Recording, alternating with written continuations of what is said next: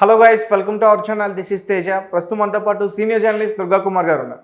నమస్తే సార్. నమస్తే తేజ గారు, మన వీక్షకులకు కూడా నమస్కారం. తెలంగాణలో బాధ్యతలు చేపడుతూనే సిపి శ్రీనివాస్ రెడ్డి గారు డ్రగ్స్ దందాకి ఒక హెచ్చరిక ఇచ్చారు.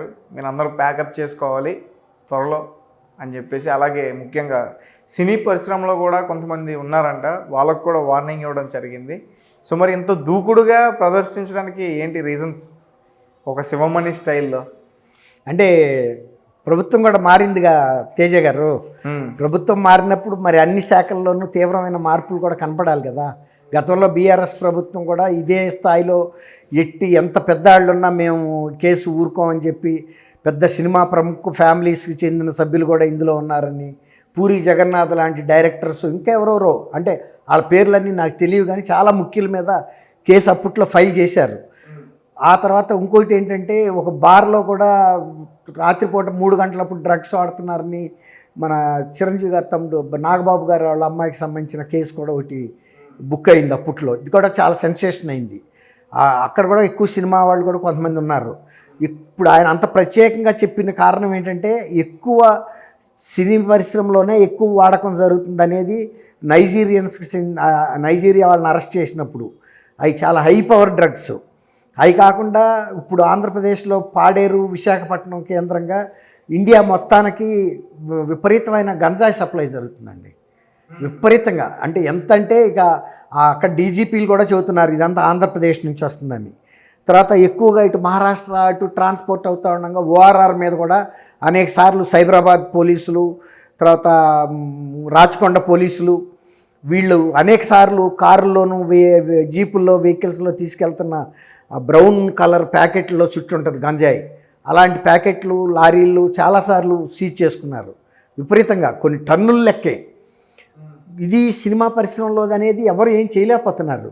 గతంలో టీఆర్ఎస్ ప్రభుత్వం కూడా చాలా గట్టిగా బుక్ చేశారు కానీ తర్వాత కాలంలో మరి సినిమా పరిశ్రమకు చెందిన వాళ్ళు ఉన్నారు, ఇది ఏమన్నా సినిమా పరిశ్రమ మీద ఎఫెక్ట్ చూపిస్తుందని అనుకున్నారు, మరి ఏంటో తెలీదు. అంత గట్టిగా కేటీఆర్ గారు సీరియస్గా తీసుకున్నా కూడా అది ఎవరికి మీద శిక్షలు పడిన సందర్భం కానీ అరెస్ట్ అయిన సందర్భం కానీ జరగల. స్పెషల్ బ్రాంచ్ వాళ్ళు లకడీ కపూర్లో వాళ్ళ ఆఫీసులు పిలిచి వీళ్ళందరినీ చాలా ఇంట్రాగేషన్ చేశారు, గంటలు పొద్దునుంచి సాయంత్రం వరకు కూడా జరిగినాయి. అందరూ సినీ ప్రముఖులే. మేము సినీ ప్రముఖులు అయినందువల్ల తగ్గేదేమి లేదన్నారు, కానీ ఏం జరగల. ఇప్పుడు సినిమా పరిశ్రమలో ఉపయోగించడం వల్ల మనకు వచ్చిన నష్టం ఏంటని అనుకుంటున్నాం కానీ, ఇప్పుడు ఆ సినిమా పరిశ్రమతో సప్లై చేసే వాళ్ళు ఎవరైతే ఉన్నారో వీళ్ళు ఇక్కడ స్కూల్స్లోను కాలేజెస్లో కూడా అమ్ముతున్నారు. తర్వాత బాగా ప్యాటర్న్స్ లాగా తయారయ్యారు. అంటే మహారాజ పోషకులు అంటే సినిమా వాళ్ళు, వాళ్ళ దగ్గర డబ్బు కూడా బాగా ఉంటుంది, వాళ్ళు ఒక విలాసవంతమైన జీవితం గడుపుతారు. తర్వాత వాళ్ళ దగ్గరికి ఇప్పుడు వాళ్ళు డైరెక్ట్గా కూడా వచ్చి తీసుకోవాల్సిన అవసరం లేదు. ఎన్నో ఒక 2-3 ఇవి ఉంటాయి లెవెల్స్, 5 దాటి అక్కడికి జారుతున్నాయి, కోడింగ్స్ ఉంటాయి. కానీ వాళ్ళు కూడా డైరెక్ట్గా ఈ వీళ్ళతో పెడలర్స్, అంటే ఈ డ్రగ్స్ అమ్మే వాళ్ళని పెడలర్స్ అంటారు. వీళ్ళు ఎక్కువ ఆఫ్రికా చెందిన వాళ్ళు ఉన్నారండి. వాళ్ళు ప్రొఫెషనల్గా ఇక్కడికి ఏదో స్టూడెంట్ వీసా మీద వస్తున్నారు, కానీ ఎక్కువ చేసేది ఈ పవర్ఫుల్ డ్రగ్స్ అనమాట. ఈ బాగా సినిమా పరిశ్రమలో వాడుతున్నారనేది ఉంది. అందుకనే ఆయన అంత ప్రత్యేకంగా సినిమా పరిశ్రమ గురించి చెప్పాల్సి వచ్చింది. అసలు ఆ సినిమా పరిశ్రమ వల్లనే ఇక్కడ ఇంత ఫ్లరిష్ అవుతుంది డ్రగ్ ఇండస్ట్రీ. సినిమా పరిశ్రమలో కనుక మెయిన్ కస్టమర్స్ని కనుక బంద్ చేస్తే మిగిలిన వాళ్ళు ఆటోమేటిక్గా అవుతారు. తర్వాత వాళ్ళంత ఇన్ఫ్లుయెన్స్ లేదు, వాళ్ళని కొంచెం వెళ్ళి టచ్ చేసేటప్పటికి ఫోన్స్ చాలా పై లెవెల్కి వెళ్ళిపోతాయి. రాజకీయ నాయకులకి వెళ్తాయి, లేకపోతే ఐపీఎస్ ఆఫీసర్లకు వెళ్తాయి, ఐఏఎస్ ఆఫీసర్లకు వెళ్తాయి. పెద్ద మ్యాగ్నెట్స్ వాళ్ళంతా సినిమా పరిశ్రమలో. తర్వాత డైరెక్టర్లుగా కానీ, ప్రొడ్యూసర్లుగా కానీ, పెద్ద ఫ్యామిలీస్కి చెందిన వాళ్ళు కానీ, కొన్నిసార్లు హీరోలు, హీరోయిన్లు వీళ్ళందరూ కూడా వాడుతున్నట్టు రకరకాల సందర్భాల్లో బయటకు వచ్చినాయి, వార్తల్లో వచ్చినాయి, సోషల్ మీడియాలో వచ్చినాయి, మెయిన్ మీడియాలో వచ్చినాయి. కానీ ఎవరు కూడా ఆపలేకపోయారు ఈ డ్రగ్ దందాన్ని. అందులో ఆ నైజీరియన్స్ ఏంటంటే, వాళ్ళు ప్రొఫెషనల్ పీపుల్, ఈ దేశం వాళ్ళు కాదు కదా, వాళ్ళని అతిగా వాళ్ళు ఇక్కడ కొట్టడమో ఏదో చేయటమో కుదరదు. వాళ్ళకి ఏదైనా ప్రమాదం జరిగిందంటే మళ్ళీ ఎంబసీ దగ్గరికి వెళ్ళిపోతుంది, ఇంటర్నేషనల్గా అంటే జాతీయ స్థాయి అంతర్జాతీయ స్థాయికి వెళ్తుంది. అందువల్ల పోలీసులు కూడా ఆచితూచి వ్యవహరించాల్సి వస్తుంది. వాళ్ళు బాగా రాటు తేలిపోయిన వాళ్ళు. కొన్నిసార్లు పోలీస్ స్టేషన్లో, పంజాగుట్ట పోలీస్ స్టేషన్లో పోలీస్ SHOనే కొట్టారు వాళ్ళు. స్టేషన్ హౌస్ ఆఫీసర్ అంటే ఒక ఇన్స్పెక్టర్ లెవెల్ ఆఫీసర్, అయినా కూడా పోలీసులు తిరిగి కొట్టలేరండి.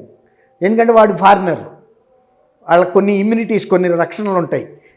ఇక్కడ ఏదైనా జరిగిందంటే వాళ్ళ ఎంబసీ గవర్నమెంట్ని అడుగుతుంది, ఏంటి మా వాడిని అక్కడ కొట్టారు చచ్చిపోయాడని. ఏదైనా తగలరాని తగిలి చచ్చిపోయాడు అనుకోండి, అది పెద్ద ఇష్యూ అవుద్ది. ఇప్పుడు జాతీయ స్థాయిలో గవర్నమెంట్ వాళ్ళకి సమాధానం చెప్పుకోవాలి. ఆ పరిస్థితుల్లో ఇక్కడ ఎంత పోలీస్ ఆఫీసర్లైనా సస్పెండ్ అయినా చేస్తారు, పోలీస్ కేసు అయినా పెడతారు, మర్డర్ కేసు. అది ఫారినర్ అట్లా అనమాట. వాళ్ళకి అది వెన్నతో పెట్టిన విద్య ఈ పెడలింగ్ అనేది. వాళ్ళు షిప్పుల ద్వారా తెచ్చుకుంటారు, లేకపోతే ఫ్లైట్ల ద్వారా తెచ్చుకుంటారు, వాళ్ళు అనేక రకాల మార్గాల ద్వారా తెస్తారు. వాళ్ళు కస్టమ్స్ ఆఫీసర్లు కూడా కళ్ళకి గంతలు కట్టి తేగలరు, అంటే మింగి కూడా తెస్తారు. అంటే బాడీలోకి తర్వాత కొన్ని ప్రైవేట్ పార్టీల్లో పెట్టుకు తెస్తారు లేడీస్. అవి అయినా కూడా వీళ్ళు ఎక్స్రేలు తీస్తున్నారు. వాళ్ళది కస్టమ్స్ ముందు వచ్చేటప్పుడు స్కానింగ్ చేస్తారు. అనుమానం వచ్చిందండి, ఎందుకంటే పాస్పోర్ట్లను బట్టి చూస్తారు వాళ్ళు.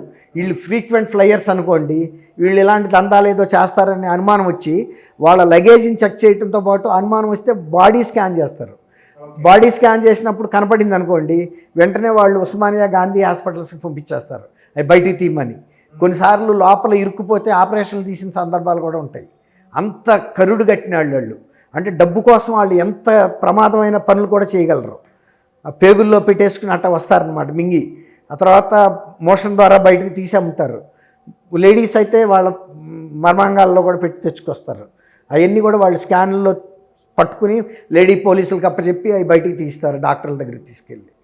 అంత విచిత్రమైన క్రూరమైన పద్ధతులు పాటిస్తారు వాళ్ళు. ఇక షిప్పుల ద్వారా వచ్చేదంటే ఇక ఎన్నో రకాలుగా తెచ్చేస్తారు వాళ్ళు. అట్లా అనమాట. వాళ్ళు వేరే ప్రయాణికులను కూడా కెరియర్స్గా వాడుకుంటారు. సపోజ్ మామూలుగా వచ్చే ప్రయాణికులకి ఏదో లగేజ్ అని చెప్పి అక్కడ ఇచ్చి వీడికి ఇవ్వమంటారు. అట్లా అనమాట. వాళ్ళకి బాడీ కూడా అట్లా ఉంటారు వాళ్ళు, అంత స్టౌట్గాను రఫ్గాను. డబ్బు కోసం వాళ్ళు ఎంత ఇదైనా చేస్తారు. వాళ్ళు కూడా చెప్పారు ఫలానా డైరెక్టరు ఫలానా పేర్లు అని కూడా అంతకుముందు వాళ్ళు కూడా స్టేట్మెంట్లు కూడా ఇచ్చారు.